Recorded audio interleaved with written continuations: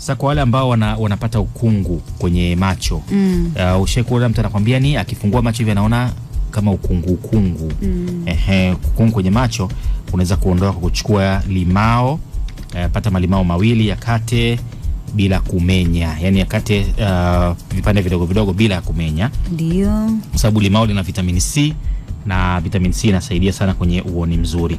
Kisha chukua punje 4 za kitunguu saumu, nazo zikatekate, yani chop. Na vitunguu saumu kama tunavyojua inasaidia sana katika kushusha pressure, blood pressure ambayo inapanda. Kitunguu saumu kinasaidia kwenye kushusha, lakini kitunguu saumu pia ni dawa mujarab sana kwenye cholesterol.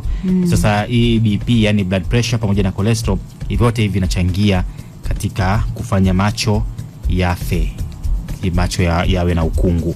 Sawa.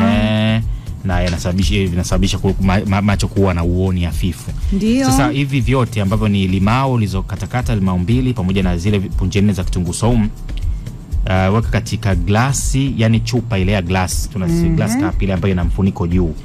Alafu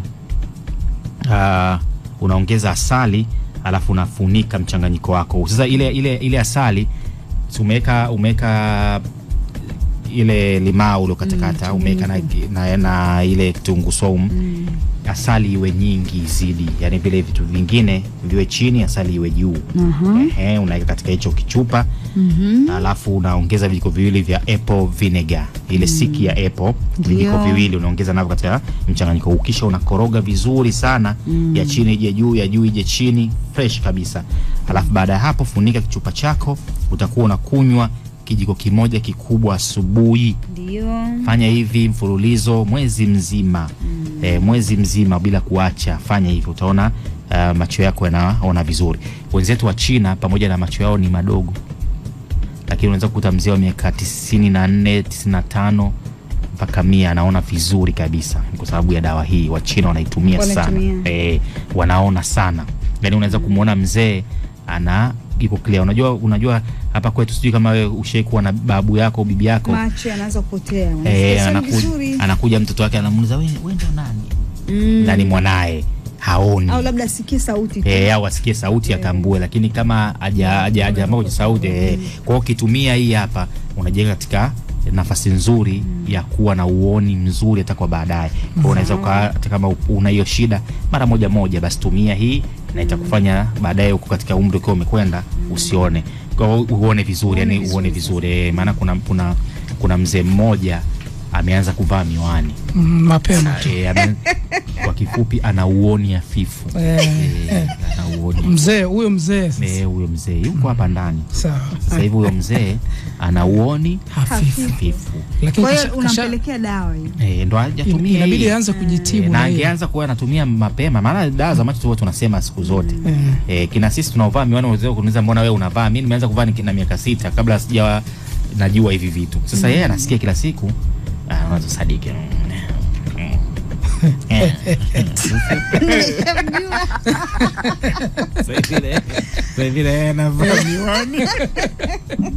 Kwa hiyo umempa dawa, sasa shughulike nayo. Shughulika na dawa hii hapa. Ukileta ubishi, kwa siku wataanza kupita hapo mbele yako uwaoni. Umeshaelewa? Sawa Atakuwa anasikilizia sauti. Kwa hiyo atakuwa abu. Vichomi jana kuna mtu alikuwa anaulizia pia. Haswana ametuma hapa na kumbushia dawa yake ya kichomi. Sawa. Sasa kichomi kikiwa kinakupata, ndio mara nyingi tunasema nenda hospitali, kawaeleze madaktari, alafu wao kupime, kisha kuambie hicho kichomi kimeletwa na nini, kwa sababu kichomi wakati mwingine huwa ni dalili za ugonjwa wa moyo. Kwa kama unapata vichomi mara kwa mara, kichomi mara moja tu imetokea mara moja ile inakuwa sio mbaya, lakini ukiona kwamba inajirudia na kwenda mara kwa mara, lazima ushtuke. Inawezekana unaenda kupata tatizo la ugonjwa wa moyo. Sasa ukiwa hospitali sio utapata tiba mapema kabla mambo hayajawa mabaya. Lakini wakati mwingine huwa ni asidi iliyozidi, yani kuzidi kwa asidi katika mwili pia kunasababisha mtu kupata kichomi. Na mara nyingi unakuta mtu mwingine anapata kichomi baada ya kula. Basi ukiona hivyo, basi ujue ni dalili za kuzidi kwa acid. Na huenda vyakula unavyokula vina viungo vingi au vina acid nyingi, ndio zinasababisha. Unakuta mtu akishamaliza kula tu anapata ile tatizo. Basi hiyo inaweza kukupa mwanga kwamba huenda acid imezidi mwilini, kwa hiyo inabidi ushughulikie. Sawa Lakini wakati mwingine tatizo la mmeng'enyo, tumbo lako halimeng'enyi chakula vizuri. Kwa hiyo inawezekana unapata hivyo vichomi kwa sababu tumbo halimeng'enyi chakula vizuri. Sasa ukishaenda hospitali ukaambiwa ni acid, ukaja hapa tunamalizana na hiyo acid. Ukiambiwa ni mmeng'enyo hauendi vizuri, ukija hapa ukituambia bwana nimeambiwa tumbo langu halimeng'enyi vizuri, tutakwambia nini utumie, na tushasema sana. Ni wewe tu kufungua katika kumbukumbu zako kwamba mmeng'enyo ni nini, unamaliza tatizo kuliko uendelee kukaa na tatizo muda mrefu. Kwa hiyo jua kwanza shida ni nini. Sawa Lakini kwa haraka jaribu kama unaona ukila baadhi ya vyakula unapata hicho kichomi, basi badili ulaji wako, na usiwe unakula chakula cha aina moja, changanya. Sawa Lakini punguza pia kula chumvi. Ulaji mwingi wa chumvi pia unasababisha hivyo vichomi. Lakini pia kunywa maji mengi. Kama unapata vichomi na unahisi ni acid imezidi, basi kunywa maji mengi pia yanasaidia kuondoa hizo dalili za vichomi. Lakini pia kufanya mazoezi ni moja kati ya tiba ambazo zinaweza kusaidia kupunguza au kuondoa kabisa tatizo la vichomi. Sawa. Chumvi vinavyotunogea tusichukulie poa. Hasa wanaokula nyama choma, yani unakuta mtu anaichomba anaiongeza tena. Sasa mimi na ile si unaona unaletewa ndim zishakamuliwa na pilipili afu una so unakumbuka au umesahau? Kuna shida kwani? Hamna. Sasa mvua anasema leo atatupeleka. Ni muhimu. So nakumbuka pale tuliharibikiwa na gari siku. Napakumbuka. Kuna vitu vyako pale. Lakini aliondoka. Na aliondoka maana tumechelewa. Hakupata vitu. Nadhani tutairudia. Tutairudia tena. Ni mambo yake vizuri. Kwa kuna baya. Hakuna baya. Niliwa mbuzi kidogo, tulikuwa tumepata hii elimu leo. Tungeleta tena maziwa. Sio mbuzi peke yake, maziwa yake unauliza vipi? Kupunguza uzito chukua apple la kijani, ikate nusu. Ile nusu ikate vipande vidogo vidogo.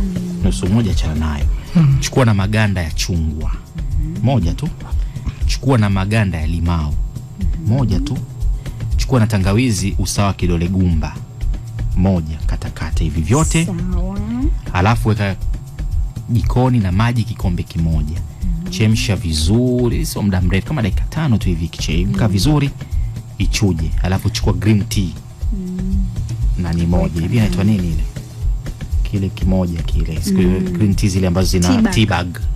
Moja, unaiweka kwa hiyo unakunywa katika mchanganyiko wako ambao ni apple la kijani nusu, maganda ya chungwa, maganda ya limao, tangawizi usawa kidole gumba, maji kikombe kimoja.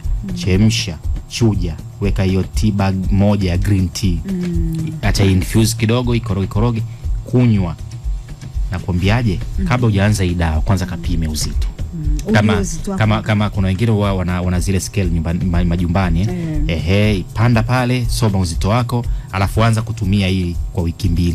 Alafu kapande tena kwenye ile scale yako, itakuonesha kama umepungua kwa kiwango kikubwa. Nakwambia kuna zaidi ya kilo 10 utaziacha kwa wiki 2. Kutumia hii hapa, na unainywa asubuhi kabla hujala chochote. Basi sawa. Sasa kwako zimefikia hapo kupunguza? Mimi sijapunguza kweli. Vipi umeanza? Sijapunguza, yani mimi sijapunguza kusema kweli. Lakini sababu juzi nilisafiri nikapiga kidogo. Ile itakuwa imeshapunguza automatically.